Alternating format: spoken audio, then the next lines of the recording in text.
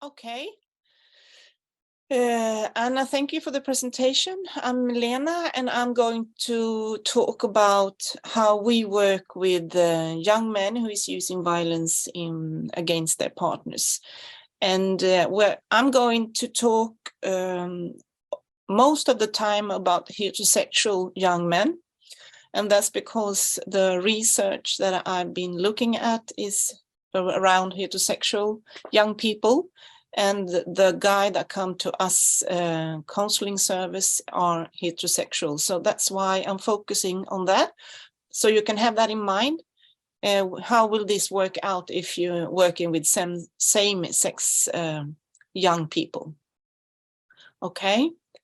And then I will try to go through why do we need a guide for talking to young abusive men?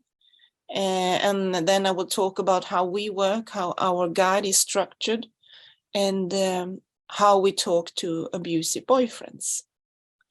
And as Anna said, I'm from the NGO called Men, and it's an NGO that started in 1993. And then it was just for men who wanted to engage in working against men's violence against women. And today, everyone is welcome to work at Men. But so the organization has been working with violence prevention for a long time. And I'm working at a part of Men that we call killar.se, guys.se. And it's like a supportive team, and we have a small chat, a support chat where guys, the person that are identifying themselves as guys from 10 to 25 can use this support chat and talk about everything they want. And a lot of guys are talking about being abused and also that they have abused others. And we have around 6,000 chats over a year. So it's quite a lot of people using this support chat. And connected to this platform, we have this counseling service that I work in once a day. On Wednesday, we have it open. So it's not a big counseling service, but we started it like a way of testing, a way of thinking, how should we do that? And now we are having 1 day counseling service for young men.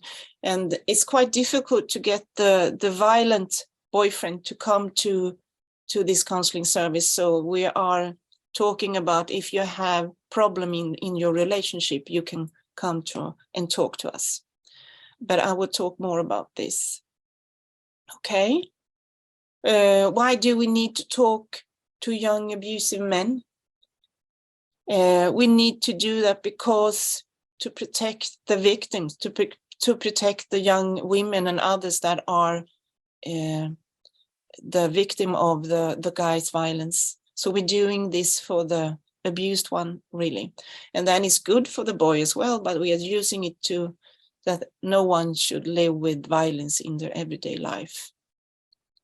And if we look at Sweden, is quite a lot of violence in young people's relationships, and that's why we need to address this as well.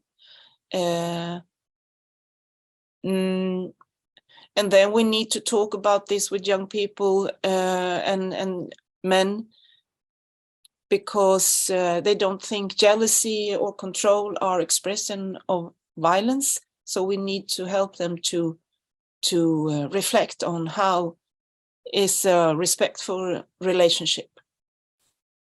And then we know that young people don't talk to adults. So we need to be very curious and ask a lot of questions so we get to know what are happening in young people's relationships. And we have to talk to young people how they can help their friends, so they know what to do when someone is abused or if someone is abusive. So we need to make them know what can they do to help. And when it's come to being abused. I've been working with young women for a long time that have experience of sexualized violence, and it's quite difficult to start talking about being abused. And it's even more difficult to start talking about that I'm hurting someone else, that I'm being abusive. So you have to be very curious and listen with big ears and be very interested and asking a lot of questions. So guys start talking about what they do, because they know that it's not okay to use violence. That's why they are so afraid of stop talking about it. Okay, so that's why we need to talk to guys and abusive guys.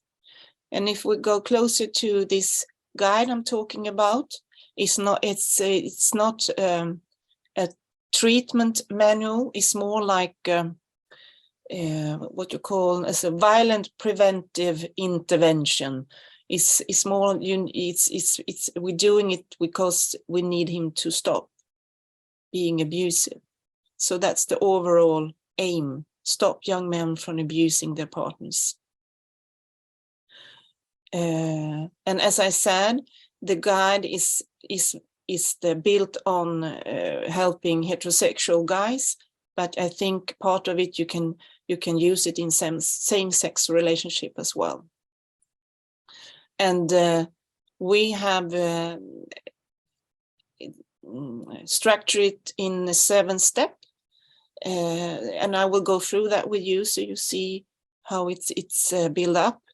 And it's important it's not treatment, and you can pick part of the guide. You don't need to do everything, but it's very helpful if you want to have focus on violence, because violence have a tendency to go away and start talking about other things. And this is a help to do this talk about violence. And the guide is built on response-based practice and a gender transformative approach, and is focusing on doing relationship. And I would like to start with RBP. Okay.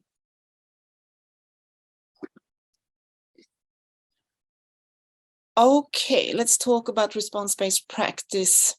It's a way of respond to people who are abused.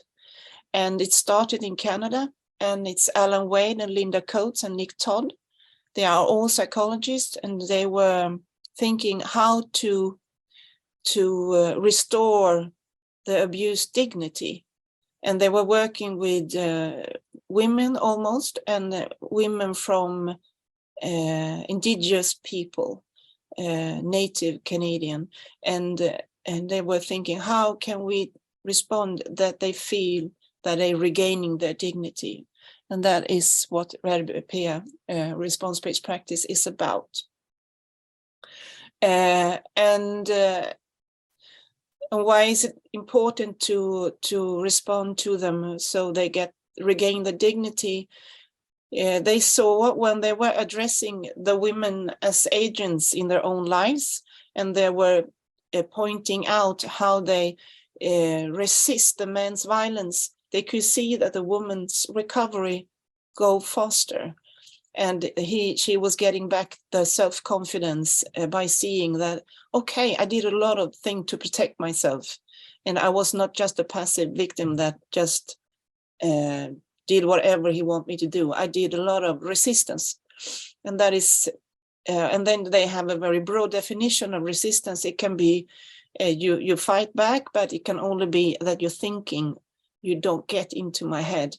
I don't like what you do, but I hate it.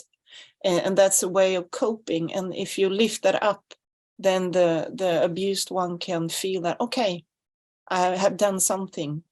And then it's easier to put the blame where it belongs, on the man who is abusive. So that is a way of thinking that if you are working with abused. And then they all were 10 to 15 years, they've been working on how to use response-based practice when you're working with perpetrators. And that's one part that we have taken into account in our guide. So I will tell you more about that. But if we look at response-based practice, you can say that we use that for a long time in Sweden, in women's shelter, in girls and transgender shelter, but we haven't think about it in this way. So now have Ellen Wade and Linda Coates put it in a frame that is easier to use, and we are even better today when we're talking to the abused women. Okay, then I go on. So if we go into detail, what is the way of dealing with violence in response-based practice? They are talking about violence as a social interaction. And they are talking about violence as it has a function. The violence has an intention. The man use it to achieve something. And that's a very important starting point when you are thinking about how to understand violence. So violence is something that a person chooses, and violence is always one-sided interaction, you can say. And this is a way of, when we talk to young guys, they are often talking about underlying problems. They are trying to explain it with, I'm difficult to control myself, I get so angry, and so on. And that is maybe very important for the guy. It's like a context, we see it, and it's not a cause to use violence, because they can choose a lot of behavior, and that's when we are talking to them, we are going into details, and when we're talking about the details around the situation that got violent, they can see, okay, I could have choose that, and I was thinking a lot, and I didn't do that. And that's very important to help them to see that they had a choice, and they choose violence because they wanted to get their point through. And then you have, you can say, mutual interaction and unilateral interaction. And the mutual interaction, we do it all the time. I think today I was on a bus and I was leaning forward and took my bag, and then the person next to me moved so I can get off the bus very smooth. And that's why it's a mutual interaction that we do all the time, and we don't think about it, we just do it. But we know if we do a unilateral interaction or behavior, you sense it in your body. If you hug someone that don't want to be hugged, you can feel it in their body, so you know when it's not mutual anymore. And this is a way of also talk to the guy, because they know when they have done something wrong, they feel it in their body, but they choose to continue with the action. So it's very important to think about violence as a unilateral interaction. Okay, and then we go deeper into this RBP and think about it when it comes to working with the abusers or the violent young men. You need to have some thoughts in your kind of standpoints where you have to have in your head, you can say. And Nick Todd, you can see the reference in the bottom of the page. He found out he was writing about these principles, and it was almost like, I think it was 6 points that he was thinking, this is very important to have in mind when you are talking to abusive men. And we try to structure it like this. And I'm starting in the black heads in the brain, with the bubble, where you can read violence is deliberate and a conscious choice. And that is very important to have that in mind when you're talking to the guys. They will explain that they lose control and that they didn't know what to do. But when you're talking to them in detail, There will be very, you can see that he had a lot of choices. One example of this is that a man I was talking to broke his partner's things, and he said, I couldn't control myself. And when we examined the situation and we examined the things that he broke, it was only things worth between 20 to 50 euro. And there was no photos, and there were no others very valuable things that that he couldn't replace. It was just cheap ones and easy to replace. So when he saw that he only broke cheap things, it was very clear to him that he had a lot of control, because he was thinking a lot of what he was breaking. So that's one example of that it is a conscious choice how much violence they use. And the other stuff in the head is an assumption of pre-existing ability. The guys are capable of making other choices.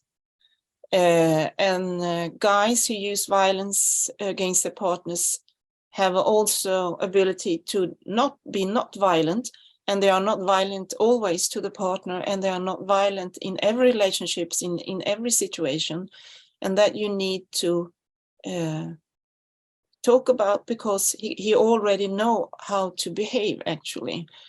And then it's also a way that to say to him that he has a functional value system already. It's not that he needs maybe to learn so much, but he needs to be more aware of his choices, and that he can choose another behavior than violence.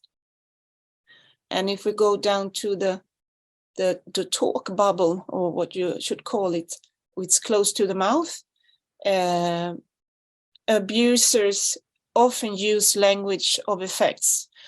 And this is a way when they are trying to explain why they're using violence, they are talking a lot about, they're trying to explain it with, I was drunk, I was jealous. I've been talking a little bit about that already.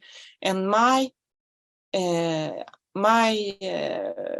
what I need to do is to switch that story and talk more about what did he gain by using the violence, what did he want to achieve with using the violence, and get him to talk about his behavior in a way that he is the agent, and he's the one who's choosing what to do, and not just explaining why he did it. And if she had been quiet, or if she hadn't done that, see that, okay, it can be that like that, but we need to focus on what do you want it to achieve by using the violence.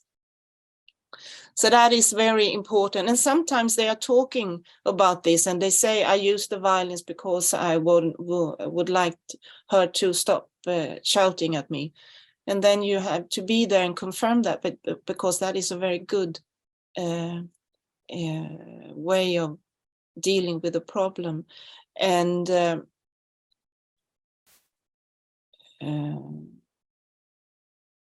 then you need to be there and say, good, now this is a very good response to this situation. You need to remember it, and you know already how to deal with this problem. So you need to be very, I don't really know the word, but confirming when they're doing the right stuff and when they're doing pro-social behavior. And the last one is down in the page. Remember, be cool, rely on the process. We call it in Swedish, you have ice in the stomach.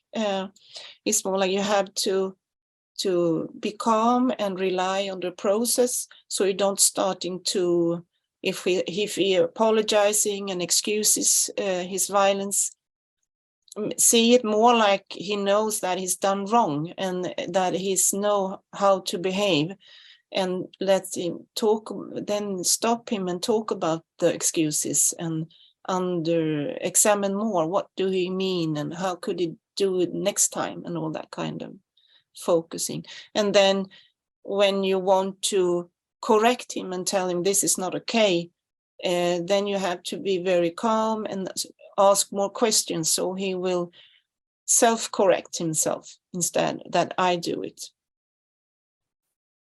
Okay, so this is principles that are very important. Violence is a social interaction. Violence is deliberate. They have pre-existing ability and they know how to behave. So that's important stuff. And if we go forward to more, what we need to think about when it comes to talking to young men is gender transformative approach and doing relationship. And when we start talking to a guy who is have a girlfriend, the beginning when this relationship starts, it's not equal. He's used to more about it's a power dynamic that start in this relationship, and we need to have that in mind, because the negotiation between the parts are inflected by that.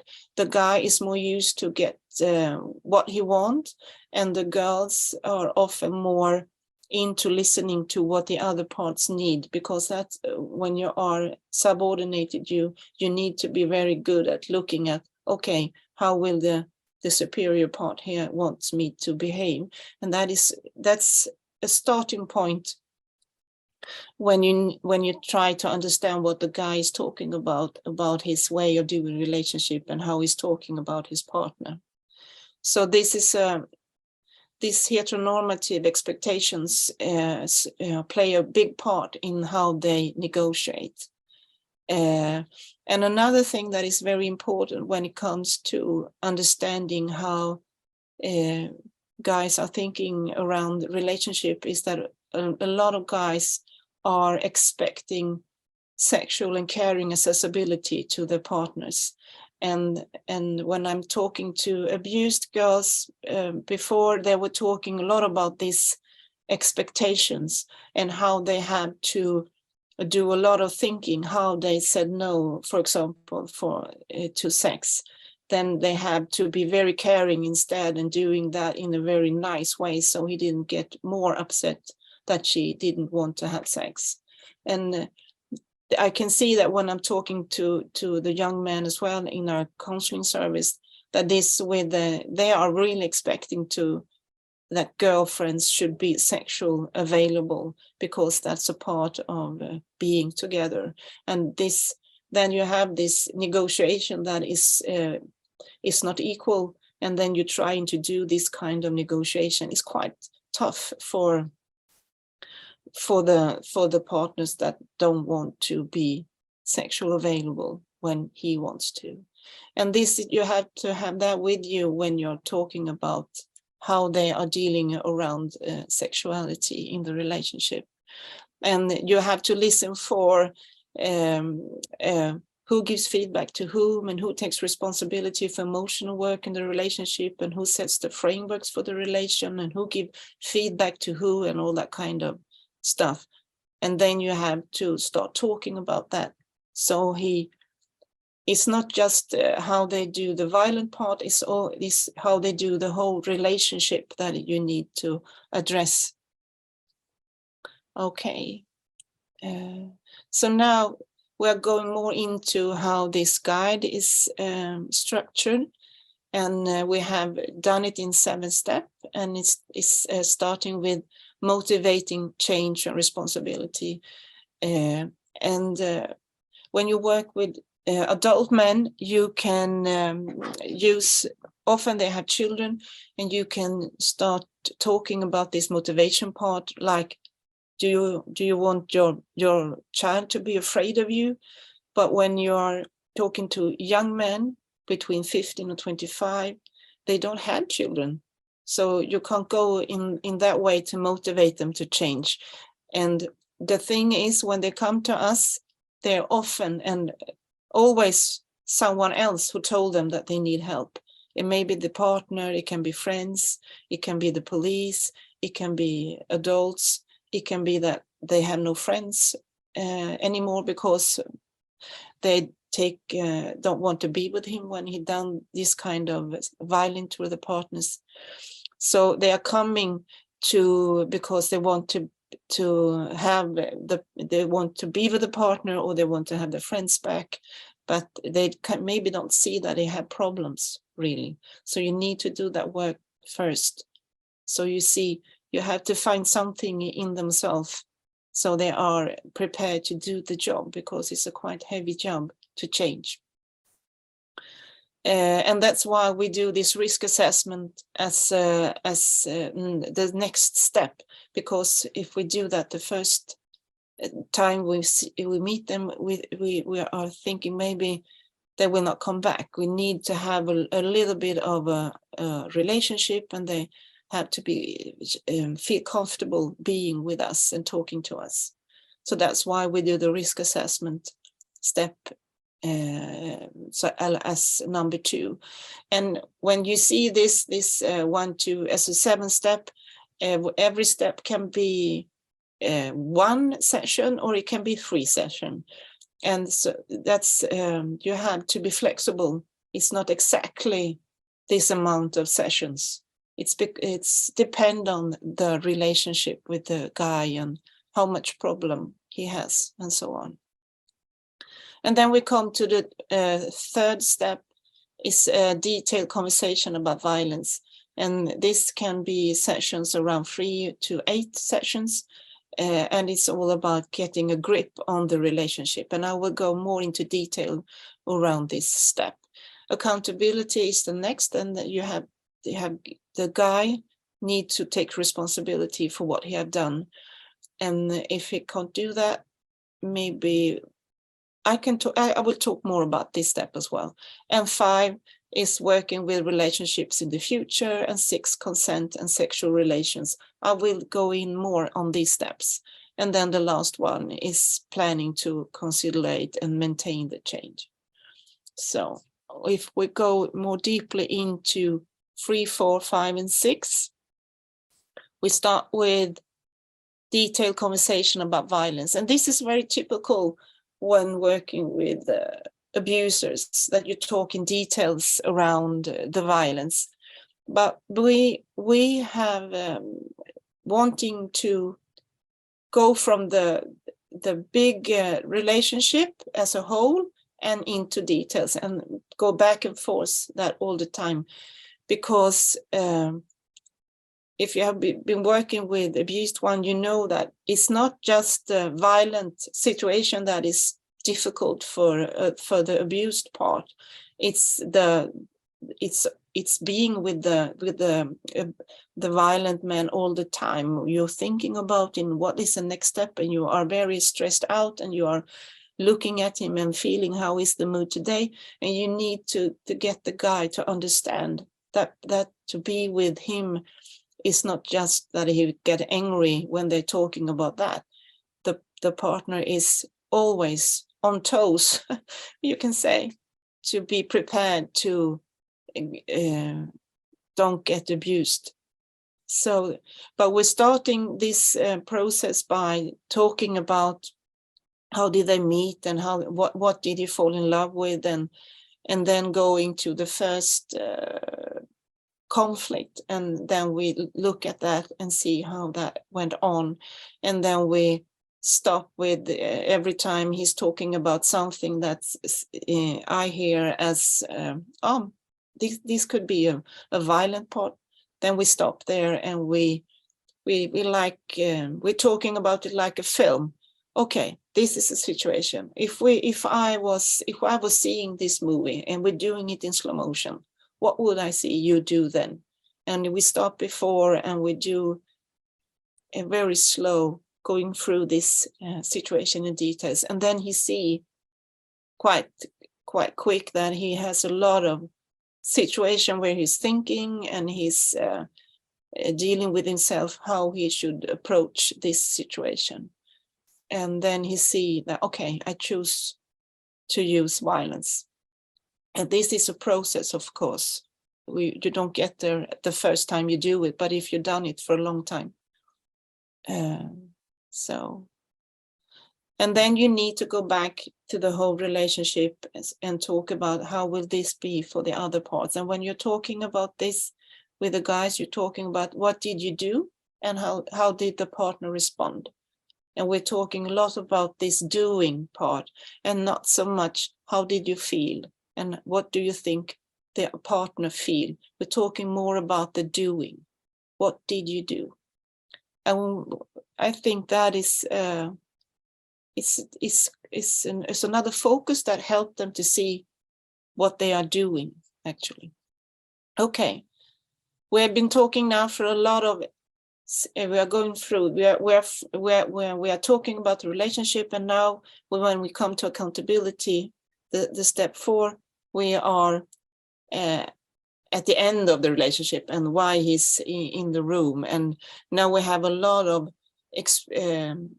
example of violence that I will have write down on a little post-it and then I put it on the wall, and then he can see that it's a lot of violence that he's been doing in this relationship, and we talk about how does he react when he see all these kind of problems he caused his partner. And here it's very important that he takes responsibility and he feels that this is my problem. It doesn't matter what she or the partner do. This is my choice and I need to do something else. And if it's difficult for the guy to see that, then we need to do more work around the violence so he can see that he needs to do a lot of stuff to make this happen. And when we start this work with the guy, we are talking a lot about it's quite difficult to, if they are still together, to make him to repair the relation so much that the girl or the partner will feel so safe that she can do whatever she wants to do in the relationship. And we start to talk about this repair work that he needs to do. Maybe it's not enough, because even if he feels I'm cool now, I know what I'm doing. It just if you just look in a special way and start talking very loudly, it's enough for the partner to get very afraid and go back to being afraid of him. And we need to talk that maybe you need to leave the relationship for the partner's sake, even if the partner wants, because they often want to be with the guy, and the guy starts talking with me, and he comes home or they meet. They not always live together. She can feel that he's not so hostile anymore and he's not so angry anymore. So maybe it feels like this is okay. But then when she's maybe wants to talk about what they have done and what he have done and what all the anger that she may have in her inside of her and wanting to get out, then it's a tipping point. If he can deal with that, then maybe they can repair the relationship. But if he gets angry when she is starting to talk about this, then it will be very difficult to repair the relationship, because she needs that space to be safe in the relationship. So this is a very big and big step. And then if he feels like, okay, this is my responsibility, I would really like to do something about this, then we are into the more future. We're leaving talking about the violence, and we are thinking, how can you do this differently from now on? And now we also start to, we have seen that a lot of guys that we meet in the counseling service has not thought so much about expectation of relationships, and they just think they should be like this and you do like that, and they don't talk to the partners, and they sometimes has not so they have quite unrealistic expectation of the love relationship, and we need to talk about that, and we need them to talk to if there are alone now, single now, and they want to have a new partner, they need to talk to the partner around these things, so they have a common idea how they will have this relationship. So this is a very big part, and we talk a lot about how they see this emotional work that you do all the time in relationships. How are they dealing with that, and how are they expecting the other part to do this? And here we're talking a lot about mentalization, role taking, and how much do they put on the partner's shoes. Can they really feel and understand how the way they behave, you have an impact on the partners. So we talk a lot about that kind of stuff in this step. And then we need to talk about consent and sexual interaction, because a lot of young people's is a lot of sexual negotiation that's not okay in young people's relations. So, and it's a lot of power and coercive control and sexual violence in young people's relationship. So you Lena, need, yeah, just a quick note, we're at the 10-minute mark. Yeah, good. Yes. I'm in a very good, I think Perfect. I'm right on time, really. So it's very good. So you need to talk about this, and this is the part, if they're still together, and he wants this sexual part to function, he needs to be very, very aware of that. He needs to back off totally from wanting sex. And because if he had raped her or forced her into having sex with him, he needs really to do this in a different way, and the partner needs to have the chance to choose, really, and not feel any pressure. And this is quite difficult, because if he's not, you don't know how long this phase will be when she needs to take all the control over the sexual interaction. And this is a very difficult situation.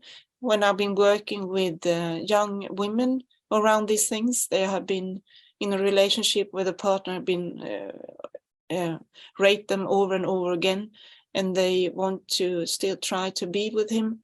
And I say, you have to go home and have a discussion around that. He needs to back off. He needs to give you all the space you need. And they get very worried, because this is a very tough negotiation, that not having sex. So this is it's a tricky part, but we need to talk about it. And if it's not in that he can do this, maybe he needs to end the relationship to help the partner to recover from the sexual trauma. And if it's not in the relationship, we talk a lot about, okay, you have a chance now to be better in the next sexual relation. And then we talk about, how do you interpret the signal for Jess and all that kind of stuff in details. And how can you, if you have a bigger body, or if you are is not in the same age as the partner you want to have sex with, how can you take responsibility for that power dimension that will be in this negotiation situation, so that the partner you want to have sex with have the space to say yes, because that's what the partner really wants. So we need to do this in very detail. So, okay. So how is our experience? We have some experience from working with this target group. It's not so easy to get them to our counseling service. I think the guys that we meet, some of them have been very abusive, but most of the guys are, if you think a violent as a continuum, They are in the left end of the continuum. They are jealous, and they are coercive, and they are controlling their partners over digital arenas. So they are in, it's not, they are very in the beginning of being with the partners and having love relationships, and they don't, this behavior is not so established yet. So it's a very good that they're coming so early, so they will be more violent.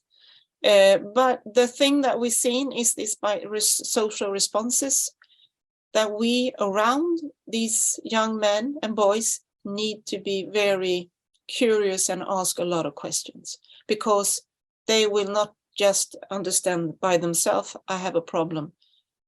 They need that we react and that we interfere when we see something.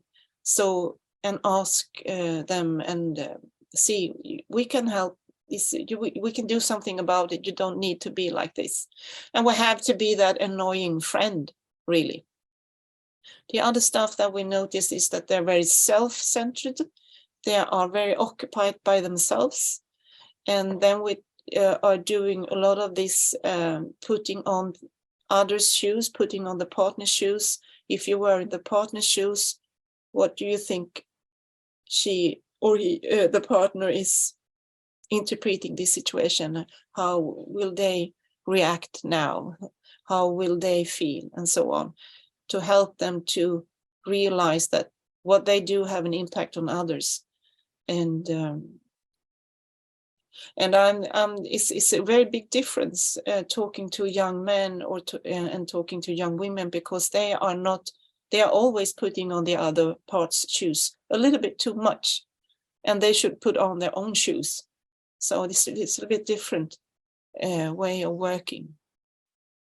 And something that we was quite, we